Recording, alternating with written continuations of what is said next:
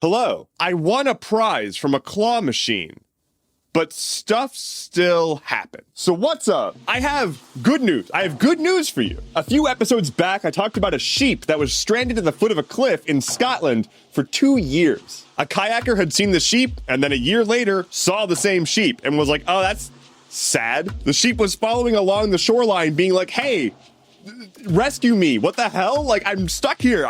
Where's the rest of my flock? But do not fear, sheep. Your flock was on the way as 5 local farmers got together with a bunch of heavy equipment and rescued the sheep. This is after rescue attempts were deemed like way too dangerous. And the farmers also agreed that was dumb and dangerous, but they rescued the sheep. They named her Fiona, and she is apparently in shockingly good health. She just needs a good shearing, some love, and rest, and she is on her way to a safe place to recover. Yay, Fiona.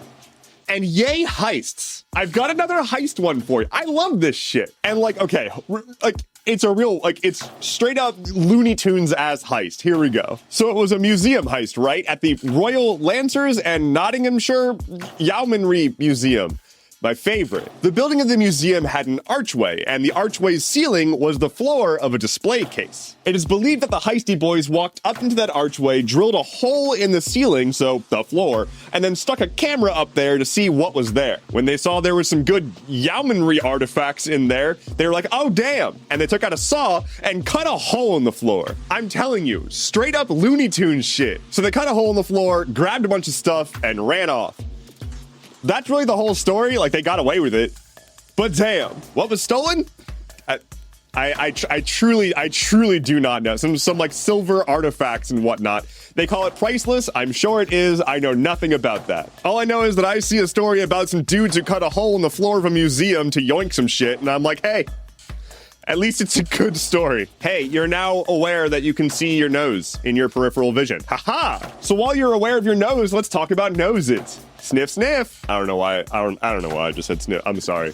I didn't mean to say sniff, sniff at you like that. So some medical science people did some medical science, and they found that you smell in stereo. You know how you have 2 nostrils? If you didn't know, I'm sorry to break it to you. You've got 2 nostrils, and it turns out they kind of work in tandem to double check each other. Or at least that's my understanding of the scientists that did the experiment. So the science people asked some patients with epilepsy who were getting brain surgery to volunteer for an experiment. They slapped some alligator clips on their brain during the surgery, which is like one of those open brain surgeries where you're awake for it.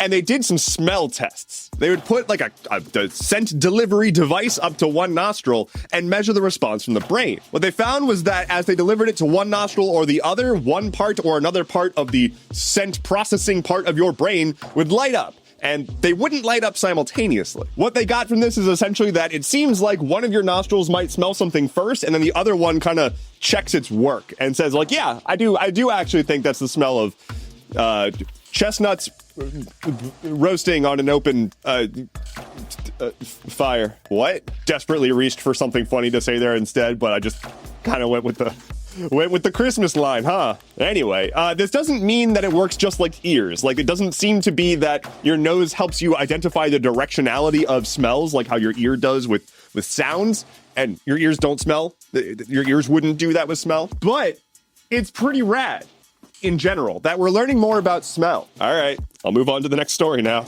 All right. I put a bunch of fluff at the front. I'm sorry. It's bummer time. So here's a content warning. This next segment is an update on Gaza. I will be non-graphically discussing death, war, and the death of children. Over the weekend, massive protests around the world broke out calling for a ceasefire between Israel and Gaza. Thousands upon thousands of protesters took to the streets in DC, Paris, Berlin, London, a ton of places, basically saying, hey, call for a freaking ceasefire. Western powers remain staunchly behind Israel as a political foothold in the region and have no real interest in calling for a serious ceasefire. There have been musings from individual officials and some departments saying, hey, maybe a temporary humanitarian ceasefire. Israel has outright rejected the concept. They've essentially said there is no chance that they would heed the call for a ceasefire. Simultaneously, over this past weekend, Israel conducted airstrikes against a refugee camp in Gaza. The camp was in the region that Israel told civilians to go seek shelter, and then they bombed it. Again, that one airstrike killed at least 40 human beings, injuring dozens more. many of them children. The civilian death toll in Gaza has now reached 10,000 human beings, with nearly half of them being children. All the while, Western powers are supplying Israel with billions upon billions of dollars in aid. Republicans just passed a bill to give $14 billion to Israel. Biden said he's going to veto that, but not because of the money, but because of the sourcing of the money. Democrats also want to give billions upon billions of dollars in aid to Israel, specifically military aid, giving them more ammo. International relief agencies, the UN, and even the Pope have called for a ceasefire at this point. At this rate, we are quickly approaching Israel having killed 10 civilians for every one Israeli who was killed in the original attack. When is it enough? At what point have the people of Gaza, who had nothing to do with the attack, paid enough of the price? The argument from Israel and their allies is that they won't stop until they root out Hamas by any means necessary. Which to me sounds like, hey, give us leeway to do anything. And they have been doing war crimes. Like, the UN is starting to look into who's going to be held accountable for all the war crimes. Not that the UN's going to do anything about it as long as the US is involved. But still, I remain of the belief that there really should not be a situation in which we say, hey, geopolitical state, I'm giving you a free pass to do war crimes. Kill whoever you want. You are justified. It makes sense. Anyway, don't kill people. On this day in 1217, the Charter of the Forest was sealed at St. Paul's Cathedral in London. Mostly the title Charter of the Forest sounds rad as hell, and I'm probably going to use that as the name of a D&D campaign in the future. But it also had, like, actual consequences. There was this concept of the King's Forest, which was just sort of like, this is dedicated land for the monarchy. Don't touch. No touchy. But then William the Conqueror and his heirs came along, and they were like, hey, so the forest is actually most of England. Okay, slight exaggeration, but it took up like a third of southern England at one point. And people were like, hey, we can't live because we can't do anything with this land. They literally had a death penalty if you hunted a deer on the royal forest. Anyway, the Charter of the Forest essentially like rolled that back a bit, reestablished a few rights to being able to use the land.